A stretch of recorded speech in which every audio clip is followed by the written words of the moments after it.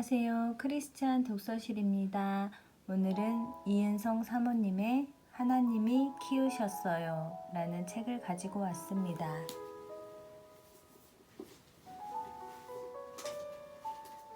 서문, 크고 비밀한 행복의 비결. 나는 얼마 전 참으로 숨이 막힐 만큼 생애 어려운 시련을 남모르게 겪어야 했다. 지금까지 지내온 모든 삶의 고통에 비할 수도 없는 죽도록 힘든 일이었다. 모든 생각조차도 정지된 듯한 괴로움 속에서 나는 모든 것을 포기해버리고 싶었다. 그 와중에도 나는 큰아들 데이빗의 결혼식을 아름답게 마쳤고 그 후 또다시 1년 반이 지나가는 지금 둘째 아들 폴의 결혼식을 바로 눈앞에 두고 있다. 며느리를 보는 일이 아직도 내겐 먼 세계의 일만 같은데 어느새 장성한 첫 아들이 한 가정을 이루게 된 것을 눈앞에서 지켜보게 되었을 때 나는 정녕 꿈인가 싶도록 감개무량했다. 지나간 나의 삶들이 주마등처럼 눈앞을 지나가며 눈시울이 뜨거워졌다. 일일이 입 밖에 내놓을 수 없는 삶의 고뇌와 잔인함에 많이 부딪혀오는 인생의 험난한 파도는 항상 끝이 없이 오고 가는 것 같다. 그때마다 나의 연약한 모습을 누가 볼세라 아무도 보지 않는 곳에서 나는 늘 혼자 울곤 했다. 그런데 어느 날 넷째 아들 팀이 이런 내 모습을 보고 말았다. 팀은 놀란 얼굴로 달려오듯 내 곁으로 다가와서는 아무 말도 묻지 않았다. 그저 나를 자기 가슴에 가만히 끌어안으며 내 잔등을 부드럽게 토닥여 주었다. 그러면서 팀은 내 귓가에 감동스러운 몇 마디를 들려주었다. 엄마, 난 엄마의 이런 모습을 보니까 엄마가 더욱 존경스러워져요. 그동안 엄마는 우리들에게 늘 어떤 어려움이 있어도 꿋꿋이 이겨내시며 승리하는 모습만 보여주셨잖아요. 그런데 엄마도 우리처럼 이렇게 연약할 수 있는 사람인데 그동안 그렇게 살아오셨구나 싶으니 엄마가 정말로 더욱 귀해 보여요. 엄마는 또 이렇게 남모르게 씨름하시며 잘 이겨내시겠지요. 엄마 정말로 엄마를 존경하고 사랑해요. 모든 아픔이 눈 녹듯이 사라졌다. 깊은 위로가 흐르는 감동의 눈물과 함께 가슴을 타고 흘러내렸다. 어느 날인가 나는 주님께 물었다. 주님, 저의 삶 속에서 과연 주님께서 제게 주신 진정한 사명과 할 일이 무엇인지요? 주님은 내게 다가와 소리 없는 소리로 말씀해 주셨다. 예루살렘 목회를 해라. 예? 예루살렘 목회요? 예루살렘 목회라니요? 나는 다시 무릎을 꿇고 주님 앞에 엎드렸다. 그 말씀의 뜻이 무엇인지 알 수 있도록 지혜를 간구했다. 깨달음이 왔다. 아, 주님은 나에게 내 삶의 중심인 내 가정에서 내게 주신 아이들에게 주님의 말씀으로 잘 먹이고 키우는 목회를 하라는 말씀이구나. 예루살렘 목회. 그렇다. 참으로 남편을 돕는 아내의 위치 다음으로 이는 내게 주신 절대적 사명이라는 생각이 들었다. 나는 그동안 나에게 맡겨주신 5 아들들을 놓고 목회를 해왔던 것 같다. 그러기에 우리 아이들에게 비춰진 나는 따뜻하고 자애로운 엄마의 모습보다는 늘 양육하고 지도하는 교사와 목자인 엄마로 보였을 것이다. 그러나 주님은 여전히 내게 말씀해 주셨다. 내가 이를 때까지 읽는 것과 권하는 것과 가르치는 것에 창념하라. 너희 자신과 가르침을 삼가 이 일을 계속하라. 이것을 행함으로 네 자신과 네게 듣는 자를 구원하리라. 그때마다 내 마음속에는 나를 통해 듣는 자를 좀 더 듣게 하고 구원으로 인도할 수 있도록 책을 써보고 싶다는 열망이 일어나기 시작했다. 그러나 아무것도 내놓을 것이 없는 내 자신을 바라보니 나 혼자만의 착각이란 생각이 들어 스스로 쓴웃음을 지으며 이내 아니다 싶어서 고개를 흔들곤 했다. 그러던 어느 날 나의 이 같은 간절함이 이루어질 수 있는 날이 드디어 찾아왔다. 참신한 기독교 서적들을 출판하고 있는 신앙생활의 좋은 친구 나침반 출판사 대표로부터 책을 써보라는 제안을 받게 된 것이다. 빌립보서 2장 13절에 너희 안에 행하시는 이는 하나님이시니 자신의 기쁘신 뜻을 위하여 너희로 소원을 두고 행하게 하시나니 라는 말씀과 같이 그동안 하나님은 하나님의 기쁘신 뜻을 내 마음의 소원으로 갖게 하셨던 것 같다. 그리고 이 일을 이루시려는 하나님의 때에 하나님이 나침반 출판사라는 협력자를 내 곁에 보내주셨다는 확신이 들었다. 사실 나 같은 것이 무엇이 내놓을 것이 있다고 감히 책을 쓰겠는가. 그러나 이제는 순종하는 기쁨이 있다. 내가 잘나고 또 그럴 만한 존재라서가 아니라 오히려 너무도 부족한 내 인격과 내 삶에 크고 비밀한 행복의 비결을 가르쳐 주시며 나와 함께 해주신 하나님이 위대하시니 나는 글을 쓸 수 있었다. 이 책이 나오기까지 나의 삶에 한 몸으로 함께한 사람, 믿음의 동역자요 하나님이 내게 주신 평생의 반려와 나의 머리로 정해주신 나의 남편, 우리 아이들의 아빠에게 이 책을 통해 처음으로 함께 살아온 삶의 길에 깊은 속마음을 전하고 싶다. 제1장 나의 이야기 영광스런 면류관. 엄마가 또 아이를 낳으신다고요? 5째 아이를 통해 기쁨을 주셨다. 엄마가 내일 병원에 가신다. 남편의 이 한마디에 아이들은 내가 무슨 큰 병이라도 걸린 줄 알고 놀라서 물었다. 왜요? 엄마가 어디 아프세요? 아니, 그런 게 아니라.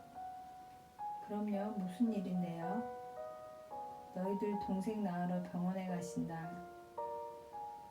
동생이라니요? 어떡해요? 내가 남편을 따라 미국에 가서 산 지 만 12년이 지난 어느 날이었다. 남편은 큰아이 데이빗부터 당시 막내였던 넷째 팀까지 아이들을 나란히 소파에 앉혔다. 엄마가 아기를 낳을 거라고. 뭐라고요? 엄마가 또 아이를 낳으신다고요? 아이들은 아빠가 자기들을 놀리는 거라고 생각했다. 벌써 자기들 형제가 넷이나 있는데, 그리고 엄마 나이가 40이 넘었는데, 또 배도 전혀 부른 것 같지 않은 엄마가 무슨 생뚱맞게 동생을 낳으러 병원에 간다는 건지 아이들은 도대체 믿으려 하지 않았다. 아빠, 웃기지 마세요. 어떻게 엄마가 동생을 낳는다고 그래요? 맞아요. 아빠도 참 웃기시네. 하하하. 아이들의 반응은 하나 같았다. 어이가 없다는 표정들이었다. 그때 나는 임신 9개월이라고 볼 수 없을 만큼 약간의 배가 나온 듯해 보일 정도였다. 엄마 뱃속에 너희들 브라더가 있다고. 예? 그럼 아빠 말이 정말인 거예요? 머리 좋고 이성적인 둘째 폴이 물었다. 그래. 너희들 동생이 지금 엄마 뱃속에 있어. 우리들 동생이요? 데니와 팀도 합세했다. 막내 팀은 동생이 있다는 말에 무슨 얘기인지도 잘 모르면서 무조건 신나했다. 그러나 위로 큰 아들들 두 놈은 끝까지 믿을 수 없다는 표정을 했다. 엄마, 어쨌거나 건강하게 나으셔야 해요. 저도요. 한참 후에 아이들이 하나둘 곁으로 와서 나를 안아주면서 내 등을 토닥거렸다. 엄마, 이왕이면 여동생으로 부탁해요. 우리 집에도 이젠 여동생이 하나 있으면 좋겠어요. 데니가 말했다. 아빠가 남동생이라고 그러시잖아. 역시 폴이 데니의 잘못된 기대를 고쳐주었다. 참으로 이상했다. 내가 무슨 죄를 지은 것도 아닌데 아이들한테 미안한 마음이 들었다. 나는 형제 없이 혼자 자란 터라 아이들을 키우면서 성큼성큼 자라나는 아이들을 보는 것이 참 신기하고 행복했다. 부자는 아니었지만 오부자가 된 즐거움을 이래저래 느끼며 살고 있었다. 그날 저녁 남편은 내 마음을 아는지 나를 포근히 안아주며 위로했다. 여보, 난 말이야, 당신이 정말 대단한 것 같아요. 뭐가요? 하나도 아니고 넷을 잘 낳아 내가 정말 부자가 되게 해주었잖아. 빈손으로 결혼해서 여기까지 올 수 있었던 건 모두 당신의 희생이 있어서 된 거지. 여보, 정말 고마워요. 난 자식을 많이 낳아준 것이 고마운 건지 시집와서 고생을 밥 먹듯 하며 함께 잘 살아준 것이 고마운 건지 아리송했다. 여보, 이제 우리 5 아이들을 주신 하나님께 감사하며 잘 키웁시다. 이 세상은 마귀의 세상이야. 고모를 통해 이단 종교를 알게 되었다. 내 어린 시절에 대한 기억 속에는 고모 한 분이 자리하고 있다. 고모는 여호와의 증인을 믿으면서 모든 가족들에게 하나님을 믿지 않아 모두 마귀라고 했다. 그 이후로 집안에서 쫓겨나게 되었으나 나의 어머니는 고모를 감싸주었고 그런 어머니 때문에 다른 어른들의 눈을 피해 우리 집에 드나들 수 있었다. 고모는 우리 집에 오실 때마다 나를 앉혀놓고 많은 이야기를 들려주었다. 은성아, 이 세상은 마귀의 세상이야. 고모는 여호와의 증인의 도를 전파하려고 나를 만나기만 하면 간곡하게 같은 말을 반복했다. 꼭 하나님을 믿어라. 하나님은 정말 살아계시단다. 말세에는 아마겟돈 전쟁이 일어나서 안 믿는 사람은 구원받지 못할 거야. 다 멸망하게 될 거다. 곧 천년왕국이 오게 돼 있어. 나는 처음엔 고모가 제정신으로 보이지 않았다. 그래서인지 늘 불쌍해 보였지만 그것도 자꾸 듣다 보니 하나님 안 믿으면 멸망받는다는 소리는 귀에 박혀버렸다. 때로는 정말 그렇게 되면 어쩌나 하는 생각을 해보기도 했고 그럴 때면 등골이 오싹해졌다. 하지만 고모처럼 정신이 나가버린 듯한 여호와의 증인은 결코 되고 싶지 않았다. 그 뒤로 고모의 존재는 잊혀졌지만 우연한 기회에 여호와의 증인과의 인연은 계속되었다. 그 당시 나는 부모님과 인천에서 살면서 학교에 다니고 있었다. 중학생이 된 어느 날 그부 한 명이 내게 관심을 보이며 다가왔다. 깔끔하고 단정한 옷차림에 공부를 꽤 잘했을 뿐 아니라 행실까지 반듯했던 그 친구는 단번에 내 마음을 끌었다. 한 번은 그 친구가 함께 공부하자며 자기 집으로 날 초대했다. 학교 공부를 하기 위해 모인 줄 알았는데 알고 보니 여호와의 증인 교리 공부 모임이었다. 교리 공부를 인도하는 사람은 어느 명문 고등학교 선생님이었다. 나는 그때 선생님이 교리를 가르치고 그렇게 반듯한 친구가 믿는다고 하니 고모에게서도 수없이 들었던 여호와의 증인에 대해 다소 호기심이 생기기 시작했다. 그렇게 해서 시작한 여호와의 증인 교리 공부를 고등학교 2학년이 될 때까지 5년 정도를 쉬지 않고 체계적으로 하게 되었다. 나는 집회란 집회를 다 쫓아다니고 길거리 전도도 빠짐없이 다녔다. 여호와의 증인 사람들은 은성이는 정말 여호와의 일꾼이야 라며 항상 나를 추켜세웠다. 새벽 기도도 재미있나요? 이모를 통해 예수님을 영접하게 되었다. 중고등학교 시절 우리 집안 환경에는 큰 변화가 생겼다. 아버지가 하시던 사업이 완전히 망해서 당장 먹을 것조차 없을 정도로 형편이 어려워졌다. 그 일이 있기 전까지만 해도 나는 부러움의 대상이 되어 별 부족함 없이 학창 시절을 보냈지만 상황이 완전히 바뀌어 어렵사리 학교를 졸업하고 서울에서 직장 생활을 시작했다. 그리고 틈틈이 학생 과외 지도를 하며 아르바이트를 해야 했다. 그러던 어느 날 서울에 살고 계시던 이모가 나에게 부탁을 해왔다. 은성아, 너 남만 가르치지 말고 네 동생도 좀 가르쳤으면 좋겠구나. 그렇게 말씀하시면서 자기 집에 와 있으라고 하셨다. 그래서 나는 이모의 외동딸 과외 교사로 이모네 집으로 거처를 옮기게 되었다. 이모네 가정은 본래 믿지 않던 가정이었는데 내가 이모네 집에 들어가기 몇 년 전부터 식구들이 모두 열심히 교회에 다니고 있었다. 갑자기 이모님 가정이 모두 예수를 믿게 된 데에는 대단한 감격스러운 사연이 있었다. 자유당 시절의 이모부는 언론계 사장을 하던 분으로 사회적 지위가 상당한 분이었다. 자가용도 있었고 국가사절로 외국 출입도 잦았고 문화사업도 많이 하셨다. 그러나 자유당 정권이 무너지자 그 시대의 사람들과 함께 순간적으로 다 몰락하고 말았다. 그래서 한때 남부럽지 않게 살던 이모네는 모든 것을 정리하고 세검정으로 들어갔다. 그곳에서 초라한 밑바닥 생활이 시작됐다.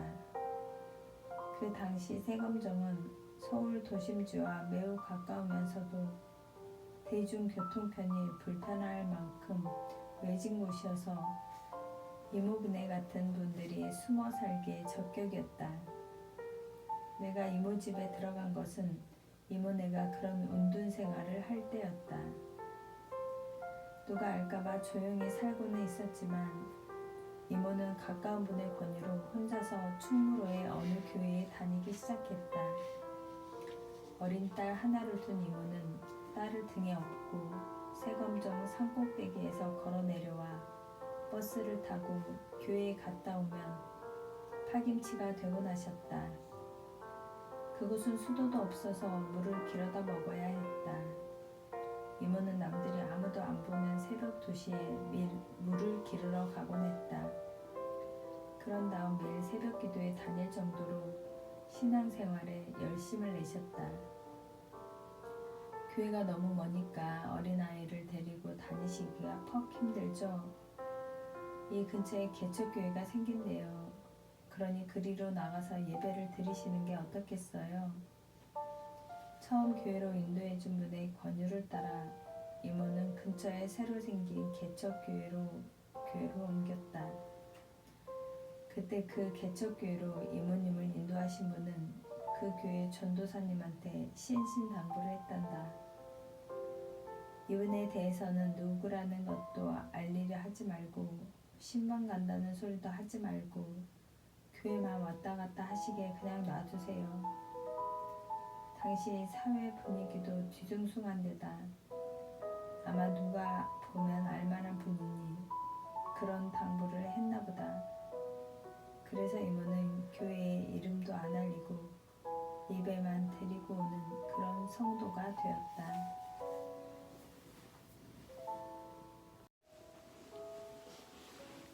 한번 쪼들려진 이모네 살림살이는 펴질 줄을 모르고 매일 한숨만 더해갔다. 쌀이 다 떨어지면 조금 남은 걸 긁어 모아 끓여서 남편과 딸에게 주고, 이모는 먹을 것이 없어 그냥 굶는 날도 있었단다. 그야말로 떵떵거리고 살던 사람들이 하루아침에 고픈 배를 움켜쥐고 다음날 끼니를 걱정하는 참담한 상황으로 전락하고 만 것이다.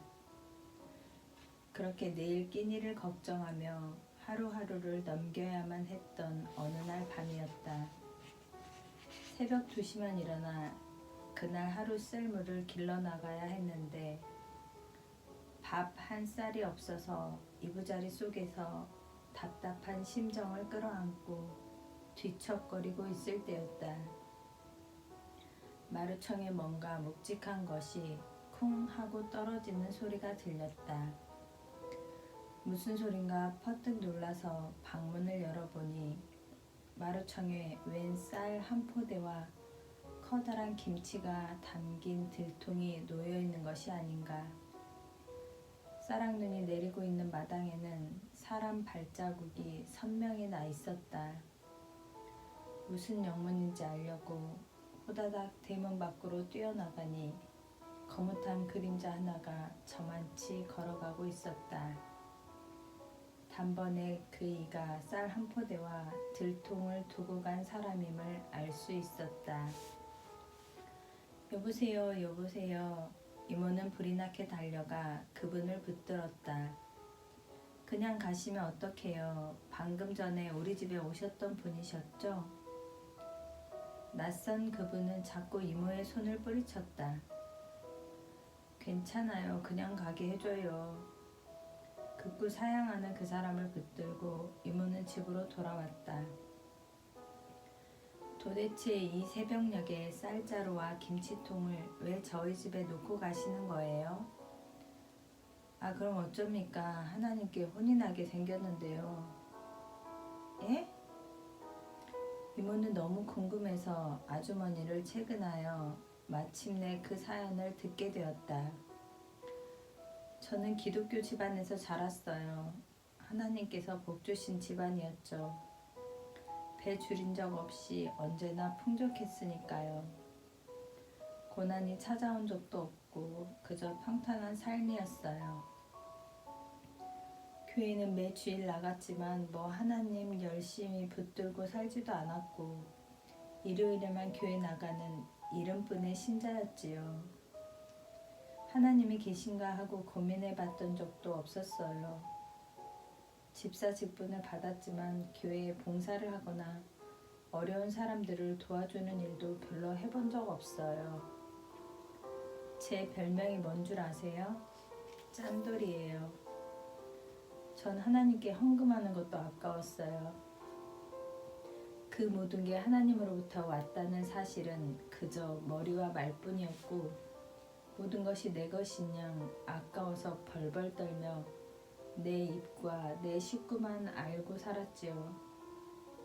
그런데 어느 날 밤 꿈에 하나님의 음성이 들렸어요. 대뜸 댁의 따님 이름을 대시면서 그의 엄마한테 당장 쌀 좀 갖다 주라고 하시대요. 하지만 뭐 제가 아주머니 따님 이름을 어디 알기나 했습니까? 알지도 못하는 애 이름이니까 그냥 개꿈을 꿨구나 하고 잊어버렸어요. 그런데 똑같은 꿈을 또 꿨잖아요. 하나님께서 또 똑같은 애 이름을 대면서 쌀을 갖다 주래요. 꿈에서 깨고 나니 등골이 오싹하더군요.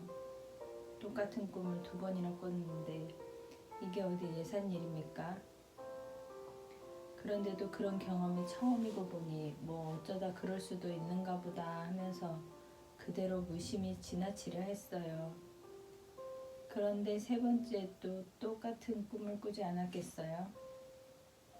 이번에는 호통까지 치셨어요. 빨리 순종하지 않고 뭐하고 있냐는 거요. 호통까지 듣다니. 제가 말을 듣지 않고 있는 모든 행동을 하나님이 다 보고 계셨단 말이 아닙니까? 난 그때서야 하나님이 정말 계시긴 한가 보다 하면서 어찌나 가슴이 떨리고 두렵던지. 그래서 즉시 일어나 교회로 달려가서 전도사님께 꿈에 들었던 애 이름을 대면서 혹시 그런 사람이 우리 교회에 있냐고 여쭸어요. 그러면서도 설마하니 정말 그런 사람이 있으려나 했지요. 그런데 그런 애 엄마가 우리 교회에 있다고 하잖아요. 바로 아주머니셨어요. 얼마나 신기하면서도 마음이 떨리던지. 그래서 아무도 모르게 갖다 드리려고 미리 집이 어디 있는지를 알아두고 정말 어제 하루를 어떻게 무슨 정신으로 보냈는지 모릅니다. 이 말을 들은 이모의 눈에서 닭똥 같은 눈물이 뚝뚝 떨어졌다. 그랬군요. 사실은 먹을 것이 없어서 하나님께 기도하고 있었는데. 정말 하나님은 살아계시군요. 집사님도 감격해서 외쳤다. 그런데 왜 새벽에 아무도 모르게 놔두고 가시려 했어요? 이모가 궁금해서 또 물었다. 그거야 전도사님의 간곡한 부탁 때문이었죠. 사정 이야기를 다 들었어요.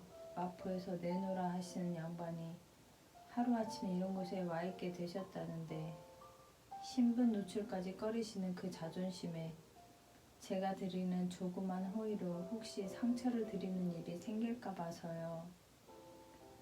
강권적인 하나님의 역사와 사랑에 모두가 감격했다. 그때의 일로 이모네는 이모부까지 변화되어 교회에 나가게 되었다. 쌀을 갖다 준 분도 하나님을 체험하고는 신앙생활이 완전히 변했다고 한다. 물론 이모의 감격하고 감사한 심정은 이루 말할 수 없었다. 이모네는 이같이 하나님의 특별한 은혜를 체험하게 된 이후 온 가족이 매일 가정 예배를 드리며 하나님의 사랑이 넘치는 독실한 기독교 가정이 되었다. 은성아, 우리는 매일 가정 예배를 본단다. 너도 함께 했으면 좋겠구나. 내가 이모네 집에 처음 들어갔을 때 이모는 내게 이렇게 권유하셨다. 그러나 나에게 그런 말은 마음에 와닿지 않았다. 여호와의 증인 성경 공부 모임에서 훈련을 받았던 내 머릿속엔 이미 기독교에 대한 부정적인 생각들이 가득 들어 있었기 때문이다. 하지만 같은 집에 기거하는데 차마 거절할 수가 없어서 가정 예배를 드릴 때는 예의상 앉아있기는 했지만 나에게는 피곤하기만 한 자리였다. 그러던 어느 날이었다. 가정 예배를 드리고 나자 이모가 나에게 간곡하게 이런 부탁을 했다. 내가 다시는 너더러 교회에 나가자고 하지 않으마. 며칠 뒤에 부흥회가 있는데 일주일만 같이 나가자. 응? 딱 일주일만. 나는 이모의 간절한 부탁을 한마디로 거절할 수가 없었다. 게다가 나에게 진심으로 대해주는 이모의 말인데 싫다는 말이 나오지를 않았다. 그래, 일주일만 나가자. 이모 소원 한번 들어드리자. 그러면 다시 교회 나가자는 소리를 안 하신다니까. 그러면 나도 편하고 이모도 편하고 서로 편해지겠지. 그렇게 마음먹고 나는 일단 부흥회에 가보기로 했다. 나는 아주 어린 시절 크리스마스 때 사탕을 준다기에 친구 따라 구경 삼아 가보았던 기억 외에는 교회에 가본 적이 없었기 때문에 교회의 분위기를 전혀 알지 못했다. 부흥회에 참석한 첫날 사람들이 얼마나 슬프게 우는지 사뭇 내가 창피스럽게 느껴질 정도였다. 저 사람들은 도대체 무슨 죽을 죄를 졌길래 저렇게 우나 하는 생각까지 들었다. 옆에 앉아있자니 몸둘 바를 모르겠고 그냥 앉아있자니 나만 이상한 사람 같아 그 자리가 무척 불편했다. 그렇지만 이모와의 약속 때문에 일주일은 버텨야 했다. 다음 날은 우는 사람들을 피해 다른 자리에 앉았지만 역시나 그곳에서도 우는 사람들이 많았다. 여호와의 증인에서 교육을 받을 때 기독교는 마귀의 종교라고 배웠는데 이런 분위기는 더욱 내게 큰 거부감을 주었다. 일주일만 버티자. 그러면 다시는 날 귀찮게 하지 않으시겠지. 그런데 3일째가 되자 강사 목사님의 이야기가 조금씩 내 귀에 들려오기 시작했다. 그냥 들려오는 정도가 아니라 아주 재미있게 들렸다. 그날 이모가 내게 물었다. 오늘은 어떻든? 좀 마음에 와닿는 부분이 있었어요. 이해도 되고요. 그렇게 대답하자 이모는 옳다 싶었는지 내일부터는 새벽 기도회에도 함께 참석하자꾸나 라고 하시는 것이 아닌가. 나중에 들으니 이모 내외는 나를 위해 매일 노심초사 간절히 기도하고 계셨단다. 새벽 기도도 재미있나요? 그럼 재미있고 말고. 그래서 다음날 새벽 기도에 나갔는데 위아래로 하얀 무시 옷을 입은 강사 목사님이 정결하고 멋져 보였다. 너무나 잘생겨 보였다. 말씀이 들어오기 시작하니까 목사님까지 친근감이 느껴졌다. 새벽 기도회 때의 말씀은 어제 저녁보다 더 잘 들려오고 이해도 잘 되었다. 그러더니 다음 날에는 설교 내용들이 가슴으로 와 닿으면서 눈물이 날 만큼 감동이 되었다. 나는 목사님의 말씀에 완전히 빠져들었다.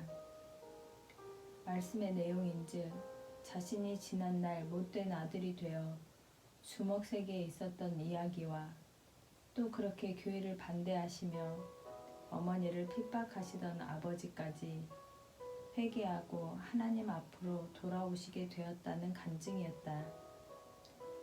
그 중에도 생후 갓 돌이 지난 자신이 전염병으로 거의 죽게 되었을 때 뜨거운 신열로 거의 정신을 잃은 상태에서 아버지만 알아들을 수 있는 일본말로 또렷하게 예수 믿으세요 라고 하는 방언을 터뜨리는 바람에 안절부절 죽어가는 아이를 곁에서 지켜만 보고 있던 아버지가 그만 소스라치게 놀라며 그 길로 하나님 앞으로 돌아오셨고 그러자 자기 병도 깨끗이 낫게 되었다는 한편의 드라마 같은 신기한 이야기는 특히 감동적이었다. 그리고 이렇게 되기까지 어머니가 자신과 아버지를 위해 인내하며 기도하셨다는 눈물겨운 이야기 등 생생한 증언이 계속되었다. 그날은 나에게 성령이 크게 역사하신 날이었다. 모든 이야기가 사실 그대로 믿어지고 가슴이 들려왔다. 믿어지고 가슴으로 들려왔다. 그리고 마지막 날 토요일 새벽기도 시간이었다. 이제부터 예수님을 믿겠다고 결심한 사람이 있으면 손들어 보세요. 철저하게 이론적이고 논리적이어만 받아들이고 믿었던 내가 주체할 수 없는 눈물을 쏟으며 손을 번쩍 들었다. 이 일은 나를 사랑하신 하나님의 전적인 은혜요, 크신 성령의 역사였다. 그러나 새롭게 시작된 신앙생활은 결코 생각한 것만큼 쉬운 일이 아니었다. 그동안 배워왔던 여호와의 증인의 교리와 교회에서의 가르침은 너무나 많은 것이 달랐다. 나는 갈등이 컸다. 예수님에 대해선 이해가 되고 믿을 수 있을 것 같았는데 여호와의 증인에서는 기독교를 마귀 종교라고 했고 기독교에서는 여호와의 증인을 이단이라고 했다. 나는 이 상반된 두 주장을 어떻게 처리해야 좋을지 몰라서 번민했다. 갈등이 점점 깊어지자 차라리 둘 다 포기하고 싶었다. 너무나 혼란스러웠다. 그래서 일단 기도하는 마음으로 스스로 성경을 읽기 시작했다. 그러다 어느 날 이모가 나를 불렀다. 얘 은성아, 너 성경 공부하는데 한번 안 가볼래? 무슨 성경 공부인데요? 네가 좋아하는 목사님이 인도하는 성경 공부가 있어. 그 그분은 바로 부흥의 강사였던 당시 한강 장로교회의 정운삼 목사님이셨다. 나는 어차피 여호와의 증인 모임에서도 성경 공부를 해보았으니 여기서도 한번 해보자는 생각이 들었다. 목사님의 성경 공부는 내 마음을 열고 하나님을 올바로 알아가는데 씨앗이 되어주었다.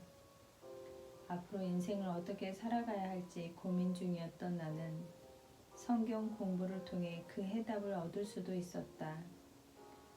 여호와의 증인에 대한 문제도 목사님의 자세한 설명으로 명쾌하게 해결할 수 있었다. 내가 모르는 부분들을 목사님은 여러 성경 구절들을 대조해 가면서 자상하게 가르쳐 주셨다. 서로 반대되는 논리에 대한 의문들은 성경을 통해 하나하나 풀려나갔다. 그것이 동기가 되어 성경을 읽는 중 성경의 깊은 중심 진리를 깨닫고 이해할 수 있는 큰 은혜를 하나님께로부터 받게 되었다. 창세기로부터 요한계시록까지 모두 한 줄기로 엮어 한눈에 조명할 수 있는 깨우침을 주셨고 올바른 믿음을 가질 수 있게 되었다. 제 부모님께도 구원을 베풀어 주세요. 눈물의 기도는 외면당하지 않았다. 그 즈음 우리 집은 인천에서 서울 합정동으로 이사를 했다. 나도 직장을 다니고 있었다. 자동차 관련 업계를 총괄하는 회사에서 사무를 보다가 수입 자동차 회사의 비서직으로 일하게 되었는데 이는 이모와 성경 공부를 같이 하던 사모님들의 힘이 컸다. 영어를 웬만큼 구사할 줄 알았던 나는 그분의 추천대로 비서로 일하게 되었다. 그리고 부모님과 함께 합정동에 살게 되면서 이모와 함께 다니던 교회는 멀어서 더 이상 다닐 수가 없게 되었다. 그래서 집 근처의 교회를 찾은 게 당시 박경남 목사님이 담임하시던 서현 장로교회였다. 합정동에서 차를 타고 시내를 오가다 보면 차창 밖으로 십자가가 골목 안 건물 위로 살짝 보여서 찾아가게 된 곳이었다.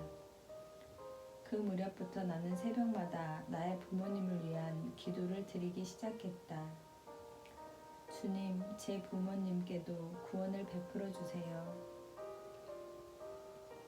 아버지는 예수님의 옛자만 들어도 밥상을 뒤집어 엎는 분이셨다. 여호와의 증인과 기독교가 엄연히 다름에도 똑같이 성경책을 들고 다니니 기독교를 잘 모르시는 아버지 입장에선 기독교가 고모가 다니던 여호와의 증인과 똑같은 종교라고 생각되셨나 보다.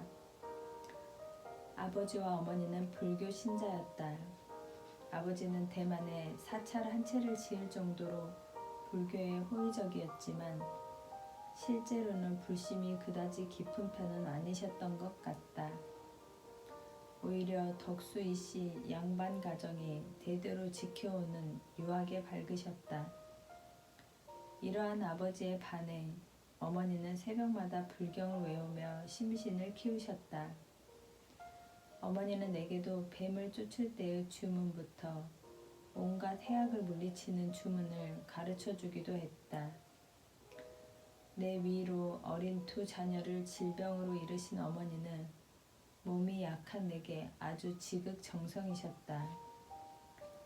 두 분 중 어느 누구도 내게 불교 신자가 되라고 강요하진 않으셨다. 1년에 한 번씩 절에 놀이 삼아 따라가면 그만이었다. 그래도 유독 예수님을 믿고 교회에 나가는 것은 싫어하셨다.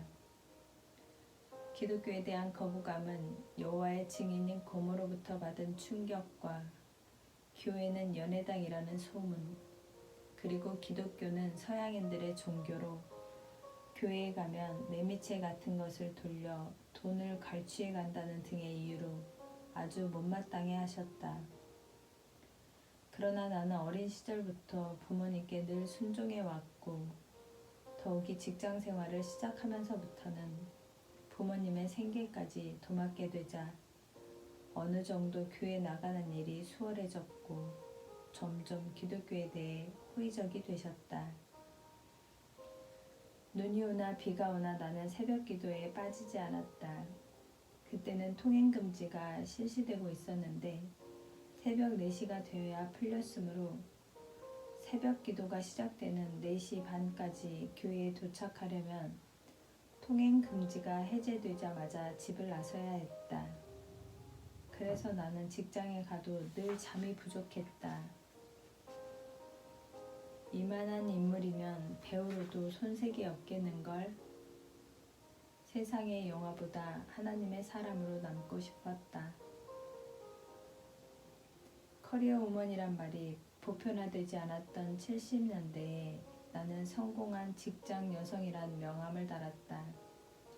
급여는 웬만한 직장 샐러리맨보다 월등히 많았고 당시 여성이라면 누구나 부러워할 만한 직종의 하나인 유명 자동차 회사 임원의 비서라는 직함을 갖고 있었다. 비교적 넉넉한 수입 때문에 나는 개인적으로 어느 정도 경제적인 여유를 누릴 수 있었다. 부모님을 모시며 집안 생활비를 책임지면서도 알뜰히 저축한 돈으로 신주택가가 들어서기 시작한 신림동에 아버지 명의로 집 한 채를 장만해 드렸다. 아버지는 무척이나 자랑스러워 하셨다. 그러던 어느 날 한 통의 전화가 걸려왔다. 이은성 씨입니까? 예, 그렇습니다. 여기는 여성 땡땡 잡지사입니다. 지금 저희가 성공한 직장 여성 3분을 선택하여 취재하려 하는데 스튜어디스 1분과 대한항공사 비서 그리고 이은성 씨 이렇게 3분이 직장 여성 중 성공한 분들로 추천되어 특별 취재를 하게 되었습니다. 세상은 보잘것없는 한 사람의 성공 비화를 듣고 싶어 했다.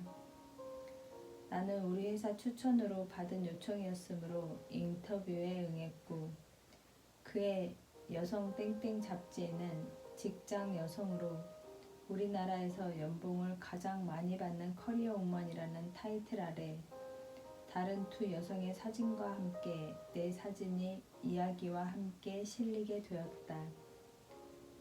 여성 잡지에 실린 이후로 나는 본의 아니게 유명 인사가 되었다.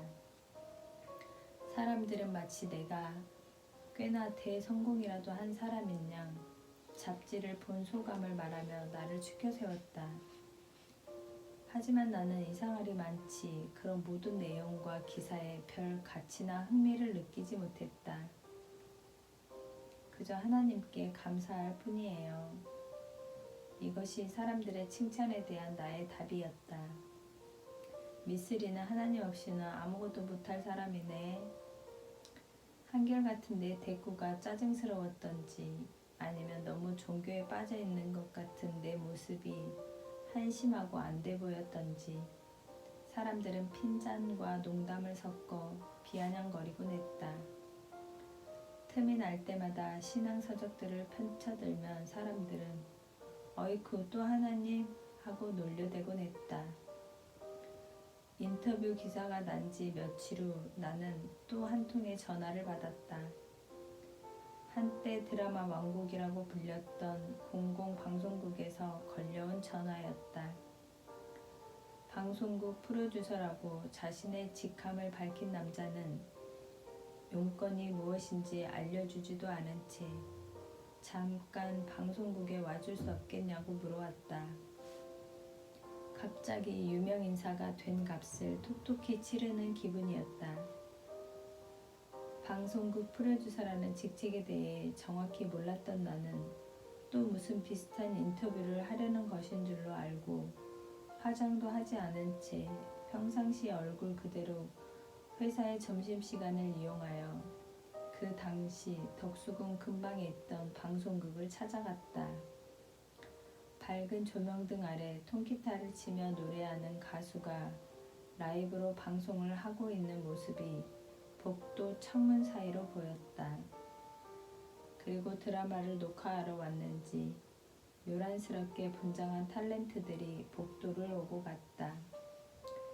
분명 유명 연예인이거나 유명 가수였을 텐데 나는 그네들을 잘 알아보지 못했다. 처음으로 와보는 방송국 내부의 생소한 풍경과 온갖 방송 기기들이 그저 신기하기만 해서 어리벙벙하게 두리번거리면서 안내를 따라가다 보니 어느덧 한 방에 들어서게 되었다. 그곳에는 여러 카메라가 셀 수 없이 많은 조명등 아래 설치되어 있었다. 촬영실인 듯 싶었다. 그리고 목적게 그 방에 들어서는 나를 한 사람이 반갑게 맞아주었다. 그러고는 인사할 틈도 주지 않고 용무가 급한 사람처럼 이렇게 말했다. 잠깐 카메라 테스트를 하려고 합니다. 그는 성급하게 나를 의자에 앉혔다. 잡지 표지에 내기 위한 카메라 테스트라는 말을 들었을 때 나는 어안이 벙벙했다. 어리둥절한 모습으로 의자에 앉혀진 나에게 또 다른 한 사람이 다가왔다. 그는 몇 단짜리 분장통을 꺼내어 나의 맨 얼굴에다 뭔가를 찍어 바르고 파우더로 두르리더니 색조 화장까지 단숨에 끝내놓았다. 순식간에 일어난 일이었다. 그때 어디선가 한 남자가 나타났다. 윗사람인 듯 보이는 그는 화장으로 단장한 나를 쭉 한번 훑어보았다. 마지막 점검을 받는 것 같은 기분이 들었다. 이만한 인물이면 배우로도 손색이 없겠는걸? 그제야 나는 일이 어떻게 된 것인지 짐작할 수 있었다. 나는 카메라 테스트 겸 면접을 한 번에 받게 된 거였고 동시에 어떤 단계를 위한 스카우트 과정을 밟고 있었던 것이다. 지금처럼 그때 당시에도 탤런트나 배우가 될 수 있다면 환영하고 좋아하는 사람이 많았다. 그들은 이런 기회를 얻은 내가 감지덕지할 줄로 알았나 보다. 내 의사를 물어보거나 사전 통보를 하는 일도 없이 자기들의 결정대로 나를 끌고 가려는 눈치였다. 나는 참으로 어처구니가 없었다. 자신들의 눈에 들어 특별 선택을 받게 되었으니 내가 마냥 좋아할 줄로 생각했나 보다. 하지만 그것은 큰 오산이었다. 이런 일이 있기 얼마 전에도 어떤 유명 영화 감독이 내게 시나리오를 주면서 데뷔를 권고한 적이 있었다. 행여 인기와 명예와 재물을 한꺼번에 쥘 수 있는 기회가 될런지도 모를 일이었지만 나는 연예계에 발을 들여놓을 생각이나 관심이 전혀 없었다. 피아노를 배우고 싶은데요. 신림동 제1성도교회에서의 신앙생활이 시작되었다. 나는 내 힘으로 처음 마련한 집이 있는 신림동으로 부모님과 함께 이사를 했다. 그러나 이사를 한 후부터 내 신앙생활에는 변화가 오기 시작했다. 교통이 잘 발달되어 있지 않던 그 당시에는 신림동에서 서교동에 있는 교회까지 가려면 거의 2시간 이상이나 걸렸다. 그러니 새벽 기도는 아예 갈 엄두조차 낼 수가 없었다.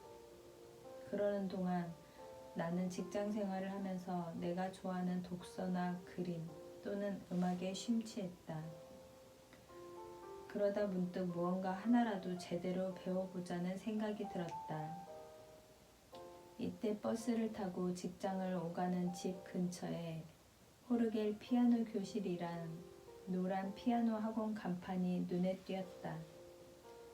집에서 두세 정거장이 못 미치는 곳이었다. 순간 나는 학창시절에 늘 피아노를 배우고 싶었으나 가정 형편이 넉넉지 않아 감히 생각지도 못했던 기억이 떠올랐다. 저 피아노를 배우고 싶은데요.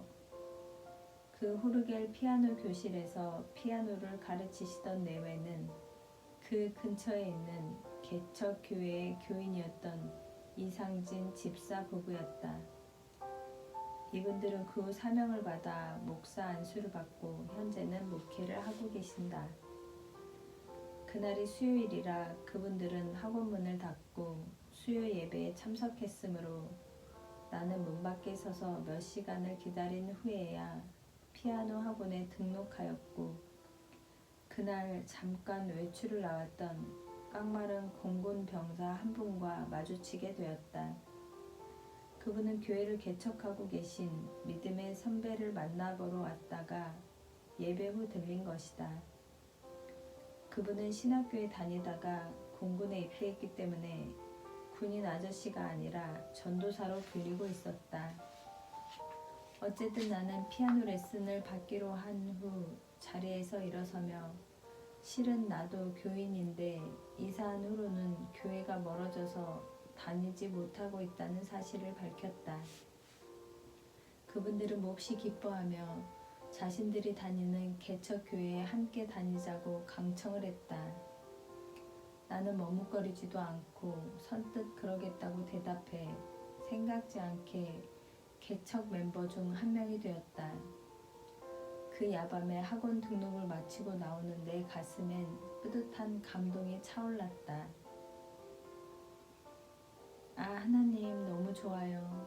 구원에 대한 확신은 내 삶을 바꾸었다. 나는 새벽 기도를 좋아했다.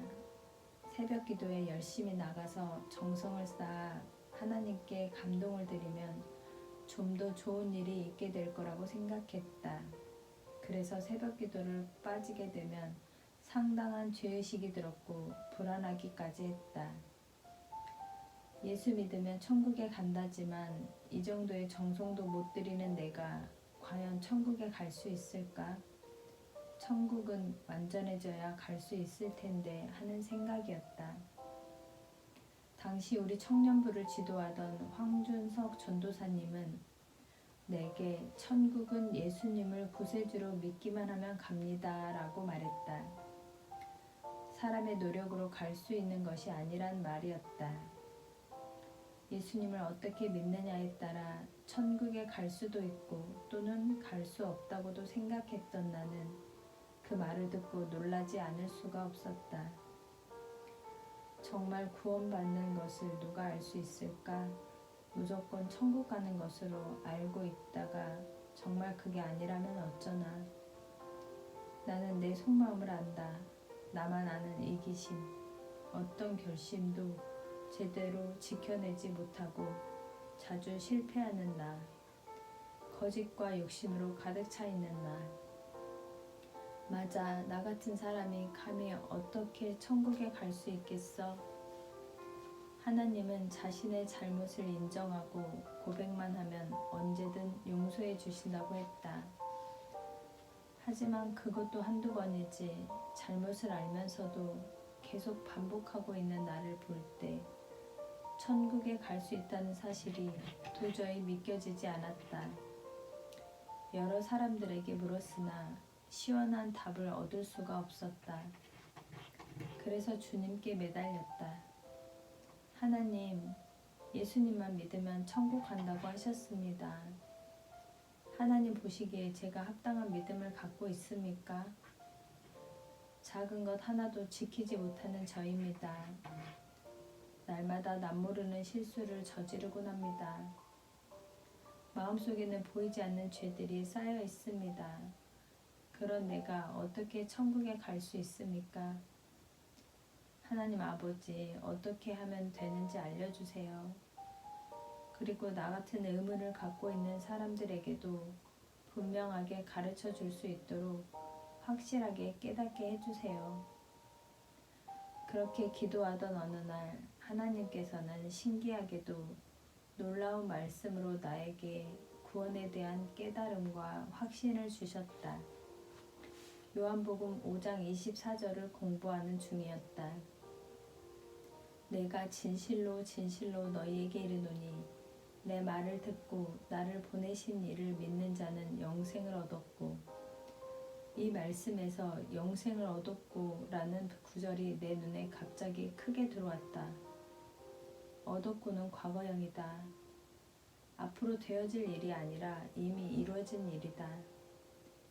그렇다면 정말 내가 예수님을 믿었다면 믿은 순간 나는 거듭나 이미 영생이 주어진 것이 아닌가. 영생이 무엇인가? 천국이 아닌가? 구원이 아닌가? 정말 구원은 예수님을 믿을 때 이미 얻은 것이다. 더구나 이 말씀의 진실성이 얼마나 확실하길래 예수님은 진실로 진실로라고 말씀하셨을까? 믿는 자에게는 다른 말이 필요 없다. 이미 영생을 얻은 것이다. 순식간에 깨달아지니 지난 날보다 더욱더 새롭게 성경 전체가 나와 연결되어 하나님이 내게 주신 하나의 편지로 보였다. 또 다른 감격이었다. 이처럼 구원에 대한 확신이 생기고 나니 성경이 더욱더 좋아졌다. 가만히 앉아서 그 말씀을 읽을 수가 없었다. 기쁨이 몸속에서 요동치는 것 같았다. 눈으로만 들어오는 것이 아니라 가슴으로, 입으로, 귀로, 머릿속으로 여과되지 않고 바로 들어왔다. 벅찬 감격에 어찌할 바를 몰랐다. 때로는 성경책을 가슴에 안고 한없이 얼굴에 비벼대며 일어서서 깡총깡총 뛰기도 했다.